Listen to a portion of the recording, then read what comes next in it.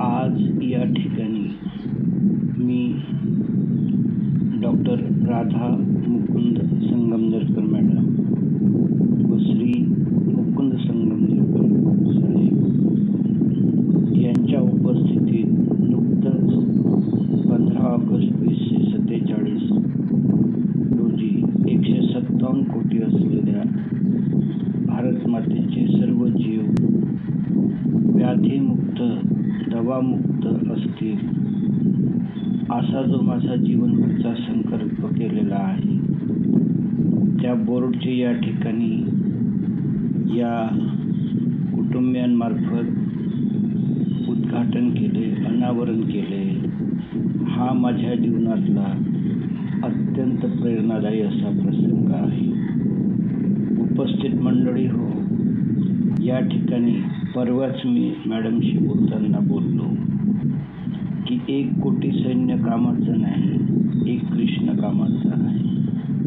तर अशा रीतीनं मी त्यांना म्हटलं की मला फक्त तुम्ही दोघं जरी उपस्थित प्रेक्षक ऐकण्यास असले तरी पुरेसं आहे आणि असं ह्या कार्यक्रमाचं आयोजन केलेलं आहे. वेळ फार अनमोल आहे आणि विधान भवनामध्ये जेव्हा आमचे लोकप्रतिनिधी अध्यक्ष महाराज मला फक्त 1 मिनिट बोलू द्या असं म्हणतात, तेव्हा आपल्याला त्याची जाणीव होते. असो, या ठिकाणी मला 1.5 तास वेळ मी मागितलेला आहे आणि त्यापैकी जवळपास 1 ते सव्वा तास वेळ हा माझ्या म्हणजे विचारांचा असेल आणि उर्वरित वेळ आपल्या शंका व प्रश्नोत्तरांचा असेल. उपस्थित मंडळी हो, माझ्या बोलण्यातील बरेचसे घटना आणि प्रसंग आहेत. हे तुम्हाला सकृतदर्शनी पटणार नाही, मात्र ते सत्य आहे आणि म्हणून इथे चर्चेला सुरुवात करण्यापूर्वी मी ही बाब आपल्या नजरेस आणलेली आहे. महत्त्वाचे म्हणजे भारत माता हिने माझ्याकडून 15 ऑगस्ट 2021 रोजी हरिश्चंद्र राजाप्रमाणे वचन घेतलं की महाराष्ट्रातील 4 कोटी विद्यार्थी व पालक, भारतातील 40 कोटी विद्यार्थी व पालक आणि जगातील 300 कोटी विद्यार्थी व पालक यांच्यामध्ये ध्यानाच्या माध्यमातून प्रेम आणि करुणा निर्माण करेन. आपण म्हणाल की प्रत्येक वडील आपल्या पत्त्यावर प्रेम करतोच, परंतु कोर्टाच्या घटनेवरून किंवा UPSC MPSC ह्या करिअरच्या प्रसंगात जेव्हा अपघात होतात तेव्हा या गोष्टीची जाणीव होतं की वडिलांच्या धाकामुळे असं होत आहे. आणि म्हणूनच या ठिकाणी मी ह्या कुटुंबियांना त्यांच्या गर्भारशी वॉर्डमध्ये कावलगावप्रमाणे ध्यानाचा दिवसातून 3 ते 5 वेळा प्रयोग करण्यात यावा, तसंच त्यांच्या नातेवाईकांमध्ये स्थैर्य लाभण्यासाठी, मानसिक शांतता लाभण्यासाठी याचा एक प्रकल्प राबवण्यात यावा. याशिवाय भलेही 50% मेडिकल व पॅरामेडिकल स्टाफ यांच्याकडून दिवसातून 10 ते 15 मिनिटाची किमान 3 ते 4 वेळा ध्यान करून घेण्यात यावे असा उपाय सुचवला आहे. आणि मी असंही म्हटलेलं आहे की कुठलं ध्यान करावं असा आग्रह नाही. आनापान ध्यान करा, प्रेक्षा ध्यान करा की पत्रीजी महाराज ध्यान करा, मात्र विपश्यना किंवा आनापान ध्यान हे सर्वश्रेष्ठ आहे, ते शासन मान्य आहे. आणि त्यापुढे एक वाद नको असेल तर आपल्या ईश्वराचं 2 वेळा नाव घ्या आणि घड्याळमध्ये अलाराम लावून 15 मिनिट पुढे ते नावसुद्धा स्मरण करू नका, जे होते ते पाहत राहा आणि अलाराम झाला की पुन्हा 2 वेळा नाव घेऊन ध्यानातून बाहेर या. उपस्थित मंडळी हो, मोहित गुप्ता, नवी दिल्ली यांचं आरोग्य सुधारणेमध्ये आणि समाज सुधारणेमध्ये कुटुंबाच्या एकतेमध्ये जो प्रयोग आहे तो मी माझ्या लेखी भाषणामध्ये त्याची लिंक जोडलेली आहे. यूट्यूबवर आता सहज एक मोटिवेशनल गाणं म्हणा की काय उपलब्ध आहे. यूं ही मोती नहीं मिलते सहज गहरे पानी में, हर बार गोताखोर की मुट्ठी खाली नहीं होती, कोशिश करने वालों की हार नहीं होती. तर मंडळी हो, 1942 साली सुभाषचंद्र बोस म्हणत, तुम मुझे खून दो मैं तुम्हें आज़ादी दूंगा. अशाच रीतीनं माझा हा जीवन प्रवास भारत मातेच्या आशीर्वादाने सुरू असताना मला एक नवीन शोध लागला की मला तुम्ही भारत माता निष्ठावान लोक द्या. मी तुम्हाला 15 ऑगस्ट 2047 रोजीच्या 157 कोटी लोकांना व्याधीमुक्त दवामुक्त परिवर्तन करून दाखवतो. आपण म्हणाल, अहो हे कसं काय शक्य आहे आणि भारत माता निष्ठावान म्हणजे विरुद्ध शब्द फारच क्रिटिकल वाटतो. तर मंडळी हो, तसं नाही. मी जे शिकलो त्या अनुभवातून शिकलो.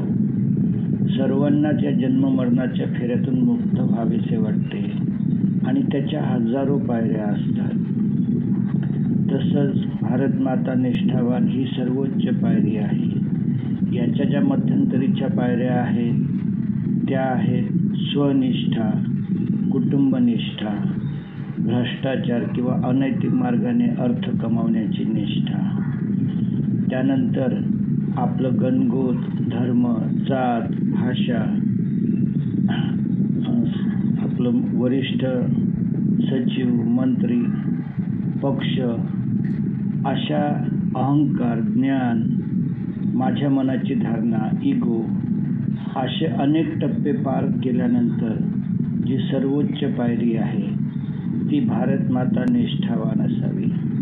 आणि या ठिकाणी आपण डॉक्टर राधा मुकुंद संगमनरकर मॅडमचं जर जे पुस्तक चाललं तर त्यामध्ये निश्चितच त्या भारत माता निष्ठावान ह्या पदास प्राप्त आहे आणि म्हणून मी त्यांचे अभिनंदन करतो.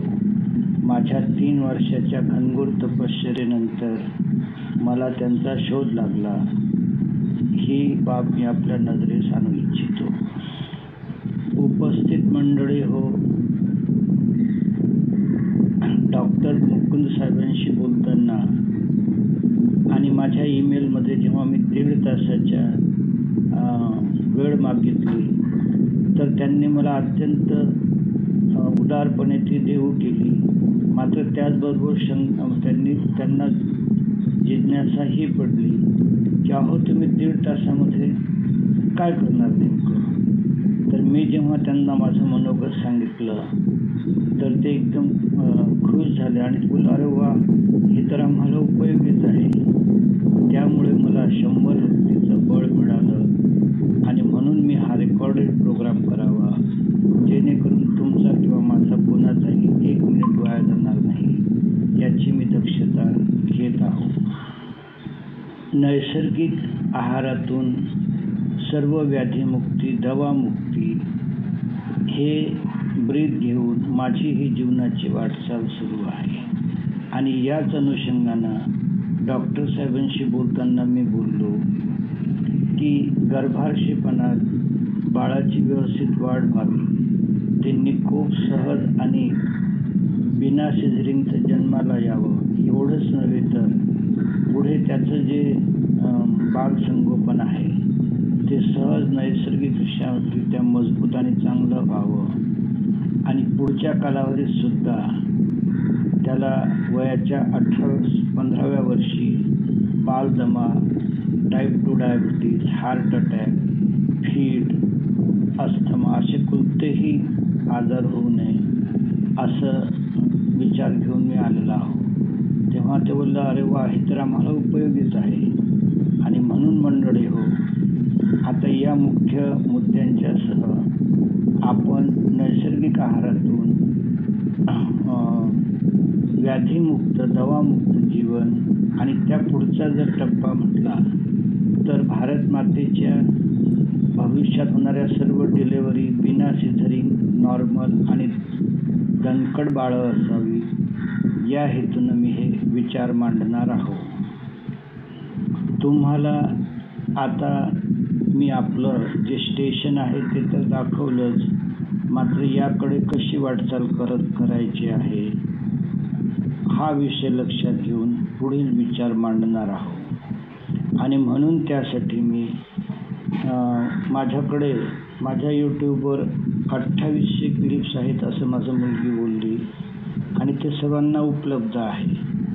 @attachment3736. मात्र गोवा सरकारला मी लिहिताना लिहिलं की ते वाचून फारसं काही समजणार नाही आणि म्हणून म्हटलं माझे विचार कमीत कमी वेळात ऐकणं तुम्हाला फायदेशीर होईल असं मला वाटतं. तर तेच तत्त्व या ठिकाणी लागू होतं आणि म्हणून मी या विद्येच्या आपल्याला आध्यात्मिक त्यानंतर मेडिकल या चष्म्याच्या दृष्टिकोनातून या विषयाकडे घेऊन जात आहोत.